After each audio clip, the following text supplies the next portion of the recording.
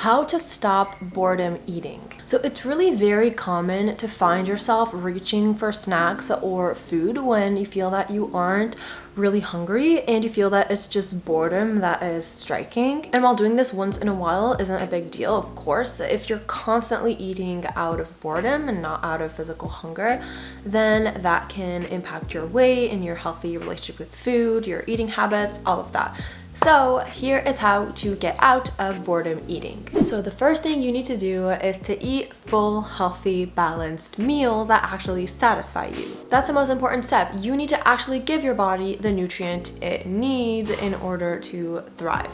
Because chances are, if you're eating out of boredom, even if you don't necessarily feel any type of physical hunger, it could be signals from your body that you're not getting enough nutrients, or you're not eating in a correct eating schedule that works for you, or you're not getting enough satisfaction from the meals that you're eating, you're not eating enough foods that you actually crave and enjoy. So it could be all of these things. I've seen so many clients who were obsessed with snacking all the time and felt like they were constantly craving something. And when I got them to eat actual meals that were filling and balanced, and to do that 3 times a day, the snacking urges decreased significantly, or even like stopped for a lot of them. By the way, if you're interested in consultations, I offer one-on-one video consultations in nutrition. You can check out all the info for that in the description. So make sure that you're having at least 3 healthy, balanced meals that are satisfying, that contain enough whole grains and protein and things like beans, legumes, and a bunch of fruit and vegetables, and that also have foods that are like treat foods that you really enjoy, that really satisfy you, and that really hit like a sweet spot that you have, that satisfy a specific craving that you have. Because obviously, if like your breakfast is Greek yogurt, and then your lunch is a salad, and your dinner is like salmon and asparagus, it's normal that you're gonna feel that you're boredom eating. It's just gonna be your body trying to get some more nutrients and some more satisfaction. The second thing you need to do is you need to be really in tune with your body. This will help you discern if you're really physically hungry or if you are just eating out of boredom. And in order to do that, you need to learn to differentiate physical hunger from emotional hunger. So emotional hunger and boredom hunger is a subcategory of emotional hunger.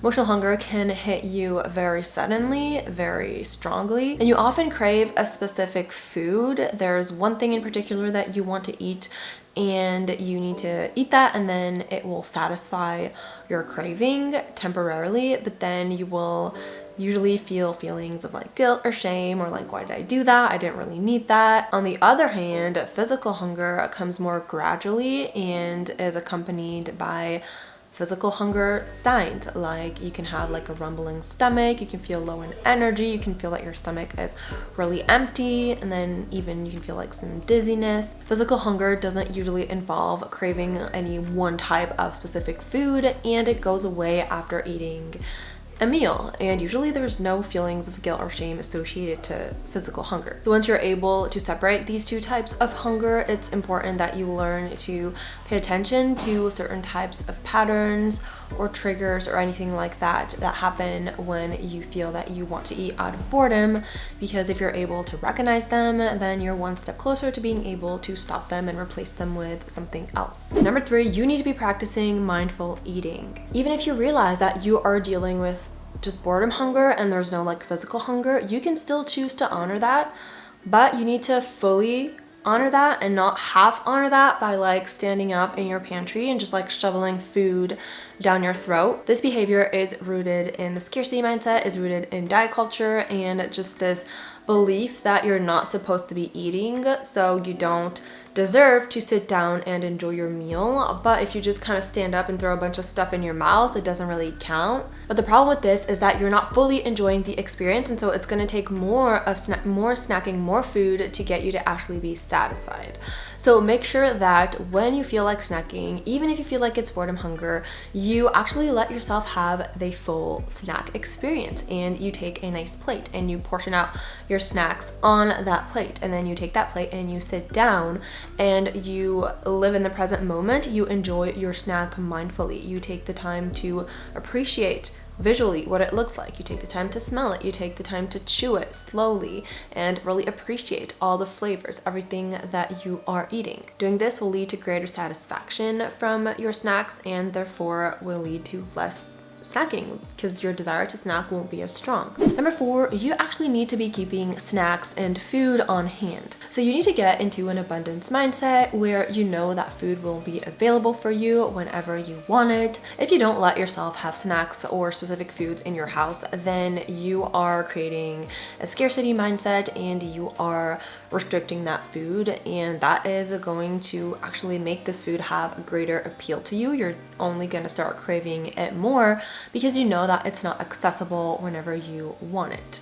So chances are when you do have access to it, then you're going to overeat. You're going to eat even if you're not hungry. You're going to eat just because you're bored, because you're telling yourself that you need to eat this food because it's kind of like your last chance, because like tomorrow you're not going to have access to it anymore. So that's why you need to make sure to have snack options and food options that you like and satisfy you in your home so that you can get into a more abundant mindset and you can know that these foods are accessible to you should you want them. And the types of foods you should be having should mainly be foods that are nutrient dense, whole foods, like healthy snack options. But of course, you should also have options that are a little bit more like treat foods, that are maybe more calorie dense, that have like more sugar, fat, or more processed, whatever. You need to have these foods too because you shouldn't be demonizing them. It's good to have a right balance of all these foods and that no food should be like higher on a pedestal than the other. Just tell yourself that you can have a mix of these foods when you feel like it. But there's no need to keep those snacks in your face. You also have to be smart and realistic about it. While it's absolutely necessary that you have snacks on hand,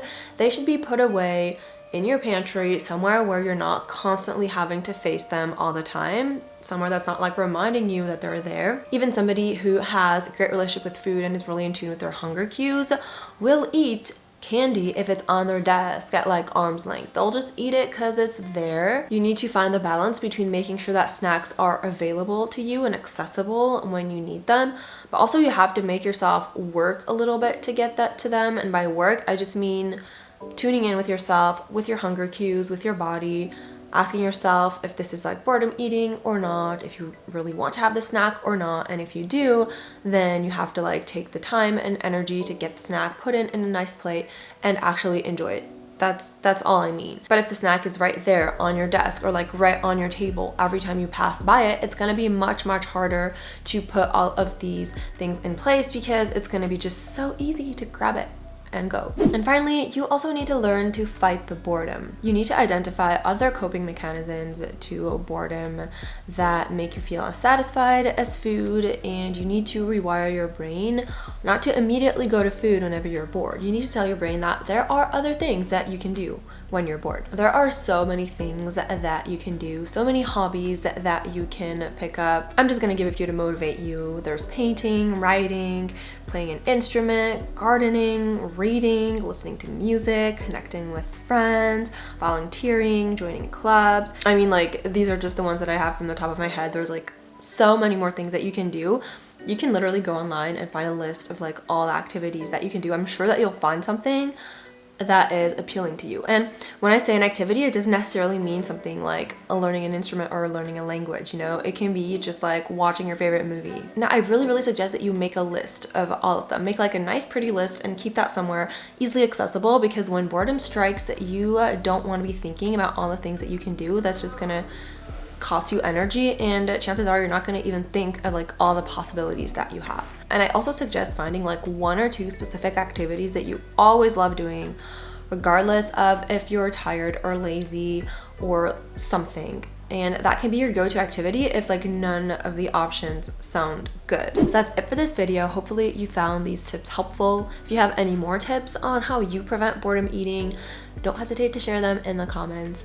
And if you enjoyed this video, don't forget to like it and subscribe, and see you on my next one. Bye.